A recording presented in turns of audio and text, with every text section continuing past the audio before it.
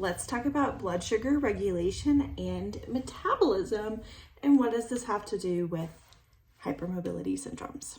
My name is Jenna. I'm a doctor of physical therapy, online hypermobility coach, and personal trainer, and I'm hypermobile, and I'm here to share all the pieces of my health journey with you as you work on your health journey. Hypermobility syndromes, in general, not always, but often we see this correlation where you have hypermobility. So that's going to be more your joints, more your connective tissue, what's happening there. Then we have the dysautonomia aspect, which affects any process in your body that is involuntary, meaning breathing, heart rate, blood sugar, blood pressure,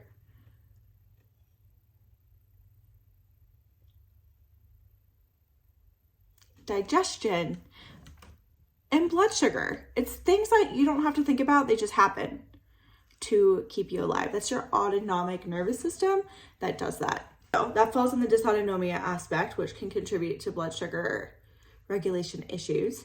Then there's the mast cell activation syndrome. Kind of goes along with that dysautonomia.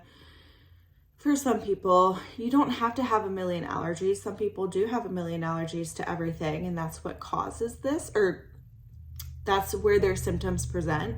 For me, when my mast cells are high, I feel moody, itchy, and my dysautonomia gets worse, and I get out of breath. My heart rate gets really high due to too much histamine. It could be a hormonal issue. There are a lot of things that can increase the amount of histamine in your body, and it's something we're still widely researching. We're going to go back to the blood sugar regulation part. The dysautonomia is likely going to be a root factor in the cause/correlation of your blood sugar regulation. What I have been doing, I bought just an over-the-counter, I put a Band-Aid over it to hold it on, but this is a blood glucose monitor. I've been tracking for the last month to see what's happening with my blood sugar levels, and we're gonna go through what my findings are from looking at that. And then we're gonna talk a little bit about metabolism and using different sources of fuel for energy, getting a little bit nitty-gritty into what's happening in your body, what actually is metabolism in these different energy cycles that we get energy from. So let's get into it. When you go to the doctor and they take your blood work and they say, everything's healthy, but you feel like crap, this is what's happening, most likely. What people are looking for is, do you have high blood pressure? Do you have high heart rate? Do you have high blood sugar? These are things that when they happen can lead to death, can lead to cardiovascular issues, can lead to stroke, heart attack, organ failure. What they're saying is you don't have that, which is yay, we're healthy, even though we feel like crap. What many health professionals don't take into account is, what if you're on the other extreme? What if your blood pressure is too low? What if your blood sugar is naturally too low? What if your heart rate is naturally too low? You go to the doctor or you go get your lab work done, and they test to see what your vitals are in that moment. What is your blood pressure in that moment? What is your heart rate in that moment? What is your blood sugar in that moment? And that can give us a general picture of where you're at. Are you within these ranges where we need to be concerned about bigger, more life-threatening issues? Where they don't take into account is the big picture, that we are having a lot of autonomic dysregulation and a lot of fluctuations in everything, in sleep and blood pressure and heart rate and blood sugar and a lot more. What tracking this has helped me do I wear this monitor and it checks my blood glucose every minute. And then I can upload it to a chart and I can put if I did exercise, if I ate certain foods, to kind of see a correlation of what is happening with my blood sugar with different activities or with different foods. This takes into account the full picture, where at night I can see if it drops. During the day, I can see spikes and dips. I can see times where I've pretty regulated. We want to generally see just like a gentle fluctuations, from my understanding. Sometimes there's a lot of peaks and valleys. And so I've been able to adjust and add to certain foods or reduce certain foods, adjust my exercise routine, and just learn more about my body through this. I will say, if you have not started with the basics, are you eating? Are you moving? Are you sleeping? I would not recommend tracking too early. This is something that should come towards the end of those basic things. Like, we have to build a foundation or you're gonna set yourself up for failure. So keep that in mind before you go out and buy a bunch of things that track a bunch of things. I think to summarize all of this, one of the biggest takeaways that I found is I need way more protein than I thought that I did. I've heard the range 20 to 30 grams of protein per meal is a great goal. You know, if you're not anywhere close to that, eat a gram of protein. Like, doing something to start getting more protein can help. What I found is my body does better at that higher range, more like 30 to 40 grams of protein per meal. And it's really hard to get, but my blood sugar is so much more stable when I do that. Kind of by default, it's turning into a higher fat, higher protein diet, slightly lower carb, but I'm not intentionally restricting carbs. I'm more so intentionally adding protein, fiber, fat, because my body does best with that. And that's something I had discovered with working with the dietitian, is that fiber and fat really do help my body. But by default, I think my carb intake has been a little bit lower. But even having fruits and vegetables like beans, rice, chicken, onions, bell peppers, avocado, like, I can have a good balance of what I thought was a good balance and still have a crash because I had too much rice compared to the amount of chicken and beans that I had. So one thing that I've started changing is attempting to eat my protein first. For example, say I have Mexican food and I have some tortilla chips I can dip in some cheese.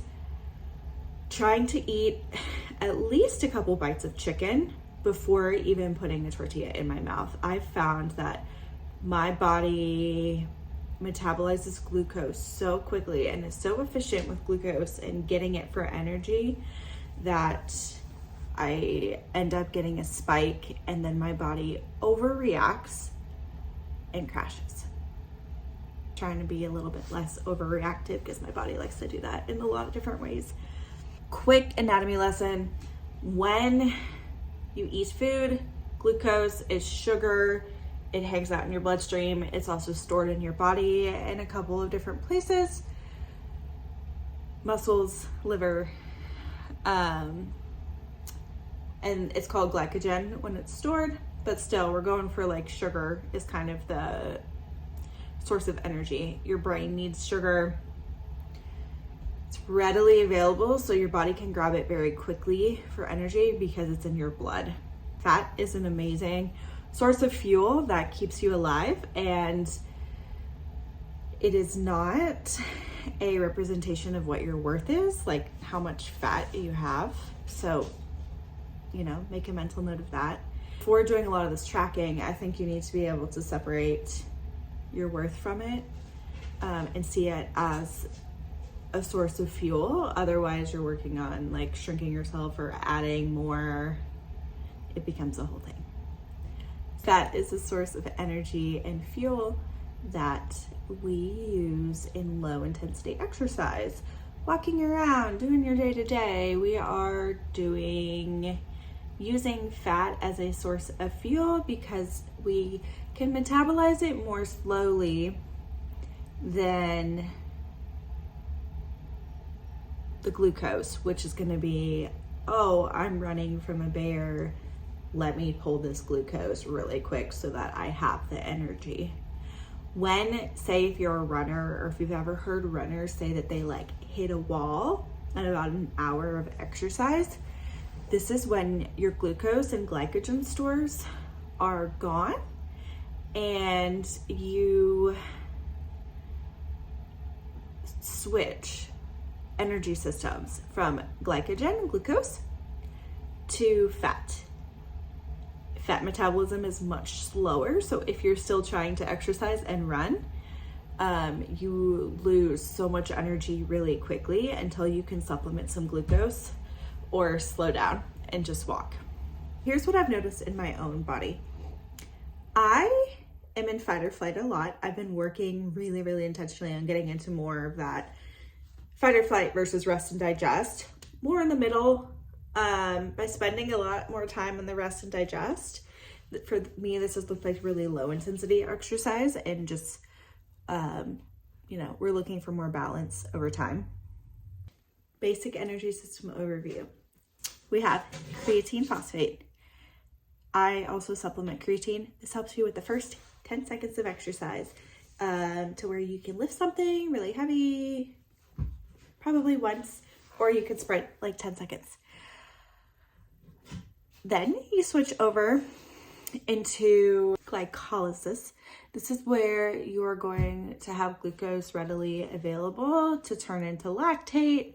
Long story short, this is going to be shorter, more intense exercises. So sprinting, probably, exercise really like less than 10 minutes, and then requiring a little break to get those stores back. Low intensity exercise, you're going to be using fat as fuel, because again, you're not in that survival state, so your body can take its good old time and break down your fat. When you're in fight or flight all the time, one thing I have learned from monitoring my blood glucose is that my body thinks I'm working out all of the time. What that looks like for me is I am using glucose. My body is so efficient at using glucose and requiring a high level of carbs to feel good that it doesn't know how to use low intensity fuel, to use fat as a fuel source. And it's really fascinating because I have been working on zone 2 cardio. That'll be another video. Low intensity cardio to work on strengthening my mitochondria and like low intensity stuff. Super boring walking. It's been great, but my blood sugar drops no matter kind of what I eat before. There is a dip in my blood sugar pretty low during walking, just walking. And you can physically see on the graph, oh, my glucose is gone. And my body immediately was like, oh, let me just take all the glucose and then take its good old time switching over to fat as a fuel source. The thing is, it goes back up. You can see the switch happening. I don't require, like, some people when they get a blood sugar drop, specifically like think about somebody that's had diabetes and their blood sugar dropped after like supplementing too much insulin. That's when you just pop like some sugar in your mouth and it goes back up. Sugar is not needed in this instance. It's just that my glucose stores are gone. There's a drop and then it's like, oh, we're gonna do fat. okay, and then it's like, great. And I find it really fascinating that you can actually see it happening on the chart. What did I learn from this? One, I need so much protein. If you think you're having enough protein, you're probably not. For me, at least. I'm trying to, I do some protein shakes, but I also, it's about finding a protein source that you can actually eat and tolerate if you are sensitive to textures like me. I can do meat sometimes. I found this amazing, like these amazing chicken nuggets. I do a lot of cheese. Parmesan cheese is like nature's protein bar. Protein shakes, chicken. I'd say those are my main sources. Yogurt sometimes, like Greek yogurt. Focusing on that low intensity exercise allows my body to strengthen how easily fat versus glucose is readily available. That's your metabolism. That's what your body is using and what energy system it's using to keep you alive and keep you fueled. The more I'm going to continue working on low intensity cardio, it doesn't flare POTS as much, and it works on my body's availability for fuel, so that I'm not getting so many jumps and crashes. Last thing I've noticed is eating a snack, like a high protein, high fat snack before bed, does help to stabilize my blood sugar at night. All in all, what I have learned about all sorts of my body is my body does a really, really good job at protecting me, and sometimes realizing actually what's happening on a physiological level can help you trust your body a little bit more. Instead of your body being against you and being all over the place, your body is like so efficient at keeping you safe and putting you in this fight or flight.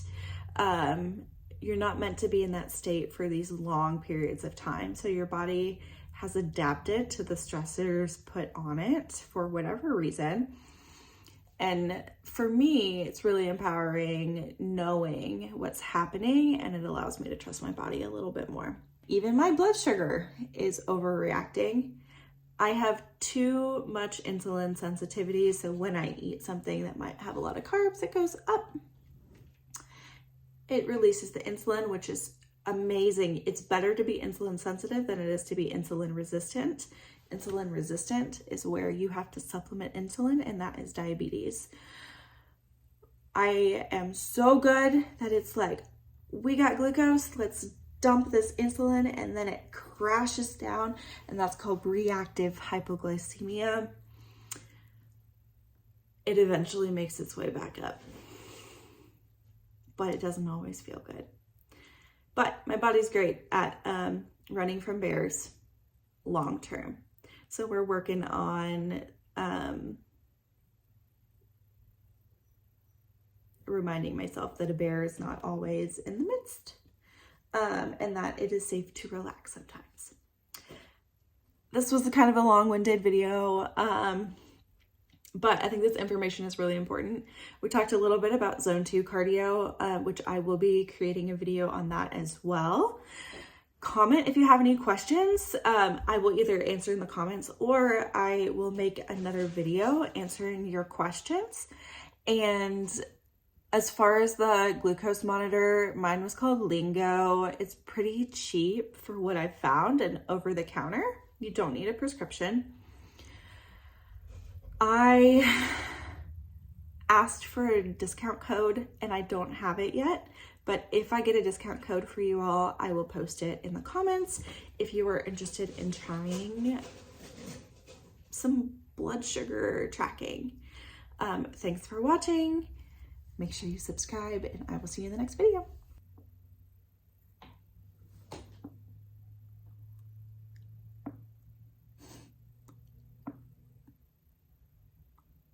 You hear that?